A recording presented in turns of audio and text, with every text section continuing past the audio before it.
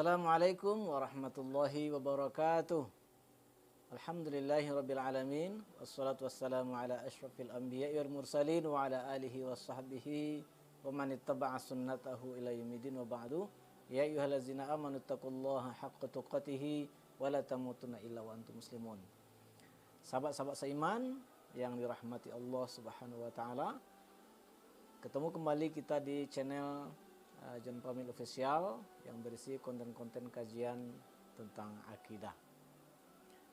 Pada kesempatan ini, sahabat-sahabat seiman yang dirahmati Allah Subhanahu wa taala, kita akan membahas bolehkah memakan daging hewan yang dijadikan sesajen, serta bolehkah ikut iuran untuk membeli hewan yang dijadikan sesajen.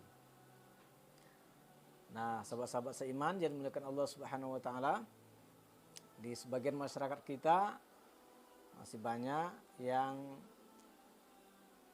menyembelih hewan, macam-macam jenis hewannya, mulai daripada ayam, kambing, sapi, kerbau, untuk ritual-ritual tertentu, apakah untuk pengobatan, apakah untuk tolak bala, apakah untuk penabalan ilmu, atau untuk menunjukkan rasa syukur, tapi dengan cara yang tidak syar'i. Nah, di antara bentuk penyembelihan itu adalah bahwa setelah hewan itu disembelih, kepalanya umpamanya dilarung ke laut atau dicampakkan ke sungai atau ditaruh di tempat-tempat yang dianggap sakti, tempat yang dianggap keramat, tempat yang anggap kanker, lalu kemudian sebahagian dagingnya itu dimakan secara bersama-sama. Nah, termasuk juga kemudian ada anak-anak muda yang iseng itu kemudian mencuri hewan, biasanya ayam ya, yang ditaruh di tempat-tempat sesajen itu, umpamanya dibuat sesajen bentuknya seperti keranjang, di sana ditaruh beras kuning, di sana ditaruh umpamanya ayam separuh, ayam bakar separuh atau utuh, tapi untuk sesajen. Lalu dicuri kemudian dimakan. Kadang-kadang itu terjadi. Anak-anak muda kadang-kadang bahkan berbangga-bangga mereka bercerita telah mencuri dan memakan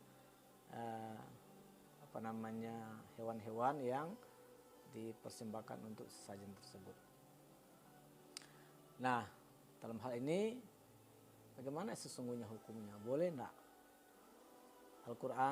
Dalam Al-Quran Allah SWT berfirman tentang hal-hal yang diharamkan, makan-makanan yang diharamkan. Di antaranya adalah hurrimat 'alaikumul maitatu waddamu wa lahmul khinzir wa ma uhilla li ghairillah.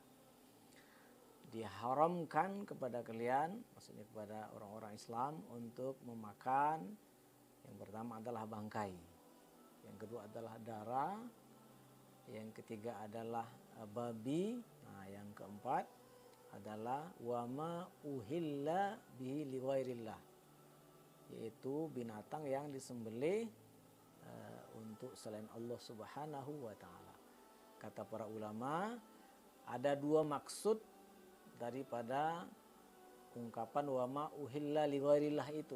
Maksud yang pertama adalah bahwa binatang itu disembelih mungkin dengan menyebut nama Allah, tetapi tujuannya hewan itu untuk dipersembahkan kepada selain Allah. Seperti dilarung ke laut, ditaruh di tempat-tempat yang dianggap angker dan seterusnya itu. Jadi penyembelihnya, orang yang menyembelihnya membaca nama Allah, tetapi hewannya dipersembahkan untuk selain Allah Subhanahu wa taala, untuk mendekatkan diri kepada selain Allah. Apakah tujuannya untuk pengobatan, tujuannya untuk menabalkan ilmu tertentu, tujuannya untuk nolak bala dan seterusnya itu. Nah, yang kedua maksudnya adalah hewan itu disembelih untuk dimakan daging seperti biasa, tapi kemudian ya tidak menyebut nama Allah. Itu lain maksud dengan hewan yang disembelih untuk dengan tidak menyebut nama Allah atau untuk tujuan selain Allah Subhanahu wa taala. Maka ini adalah termasuk yang diharamkan. Jadi umpamanya kalau ada di kampung orang menyembelih kerbau karena di kampung itu sering terjadi bencana, maka setelah disembelih kepalanya dibuang di tempat-tempat tertentu, lalu kemudian dagingnya dimasak bersama-sama, dimakan bersama-sama. Maka daging yang hewan itu dipersembahkan untuk selain Allah itu kemudian haram untuk dimakan. Seperti juga kemudian hewan-hewan atau ayam yang ditaruh di tempat-tempat yang merupakan sesaji itu yang tadi kita ceritakan dimakan oleh anak muda, itu juga kemudian menjadi haram hukumnya untuk dimakan. Ya, karena dia adalah dipersembahkan kepada selain Allah Subhanahu wa taala. Lalu kemudian apa hukumnya kita ikut iuran? Namanya disepakati oleh tokoh-tokoh masyarakat di sebuah kampung. Negeri kita ini sudah banyak bencana, sudah banyak wabah penyakit. Karena itu kita minta kepada yang Maha Kuasa untuk membebaskan kita dari bencana ini supaya wabah penyakit ini pergi. Maka diputuskanlah untuk menyembelih seekor kerbau, ya, disembelih di tempat tertentu, kepalanya dibuang ke tempat tertentu, lalu kemudian dagingnya dimasak oleh ibu-ibu, sekampung itu makan.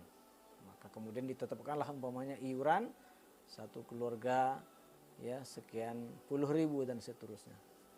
Nah, apakah boleh kita ikut iuran? Ini tidak boleh, ya, tidak boleh kita ikut iuran untuk tujuan melakukan perbuatan syirik seperti itu. Ya, karena kita wa ta'awanu 'alal birri wat taqwa wa la ta'awanu 'alal ismi wal 'udwan. Tolong-menolonglah di atas kebaikan dan takwa dan jangan tolong-menolong di atas dosa dan permusuhan. Nah, ini di atas dosa dan dosanya dosa besar, ya. Karena Nabi mengatakan la'anallah man zabaha li ghairillah. Allah melaknat orang yang menyembelih untuk tujuan selain Allah Subhanahu wa taala. Ya, kata Imam Az-Zahabi dalam kitabnya Al-Kabair, Nabi SAW kalau menjelaskan suatu dosa itu dengan terlebih dahulu mengatakan la'anallah, maka menunjukkan bahwa itu adalah dosa besar. Jadi ini dosanya dosa besar. Ya, jadi sekali lagi memakan dagingnya itu tidak boleh, ya, haram. Ikut iuran untuk membeli hewan yang nanti akan disembelih dan dipersembahkan untuk selain Allah itu juga kemudian tidak boleh. Nah, yang berbahagia, jadi sekali lagi ini perlu kita ketahui karena dia menyangkut dengan keimanan kita, dengan akidah kita yang merupakan karunia Allah terbesar kepada kita. Demikian saja, semoga bisa dipahami. Mohon maaf, subhanakallahumma wa hamdika asyhadu an la ilaha illa anta astaghfiruka wa atubu ilaik. Wassalamualaikum warahmatullahi wabarakatuh.